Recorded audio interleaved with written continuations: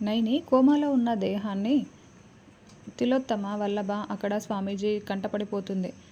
వెంటనే కోమాలో ఉన్న దేహాన్ని సోఫాలో పడుకోబెట్టి అఖండ స్వామీజీ నైని పనికట్టుని పట్టుకొని ఏదో మంత్రాలు చదువుతూ ఉంటాడు. తిలోత్తమ పక్కనే నిలబడి తనలో కనుక ఆత్మ ఉంటే అఖండ స్వాముల వారు కనిపెట్టి కడిగి పారేస్తారు వల్లభ అని తిలోత్తమ చెప్తూ ఉంటుంది. అఖండ స్వామీజీ ఏమో నేని చేతిని పట్టుకొని అటూ ఇటూ కదుపుతూ ఏవో మంత్రాలు చదువుతూ ఉంటాడు. అప్పుడే గాయత్రి పాప అమ్మ అంటూ పిలుస్తూ వాళ్ళ దగ్గరికి వస్తూ ఉంటుంది. గాయత్రి పాప వైపు తిలోత్తమ చాలా టెన్షన్ పడుతూ వణికిపోతూ చూస్తూ ఉంటే, ఏంటి మమ్మీ పిల్ల వైపు అలా చూస్తున్నావు? పిల్లని చూసే నువ్వు భయపడిపోతున్నావేంటి మమ్మీ అని వల్లభ అడుగుతూ ఉంటాడు. అయితే గాయత్రి పాప పక్కనే నైని కూడా నిలబడి ఉంటుంది.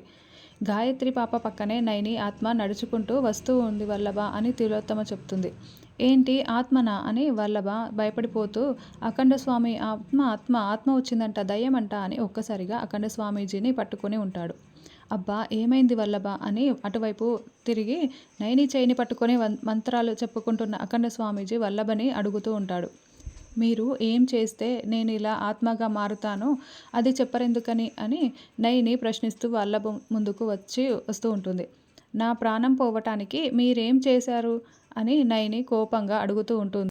వల్లభ నైనికి స్పృహ వచ్చేలా చేయి అని త్వరగా అని అఖండ స్వామీజీ చెప్తారు. ఎలా అని వల్లభ అంటే త్వరగా ముఖాన నీళ్లు చిలకరించు వల్లభ స్పృహలోకి వస్తుంది త్వరగా నీళ్లు చిలకరించు అని అఖండ స్వామీజీ చెప్తూ ఉంటే, నీళ్ళ మమ్మీ ఎక్కడున్నాయి మమ్మీ నేనెలా చిలకరించాలి మమ్మీ అని వల్లభ టెన్షన్ పడుతూ అడుగుతూ ఉంటాడు.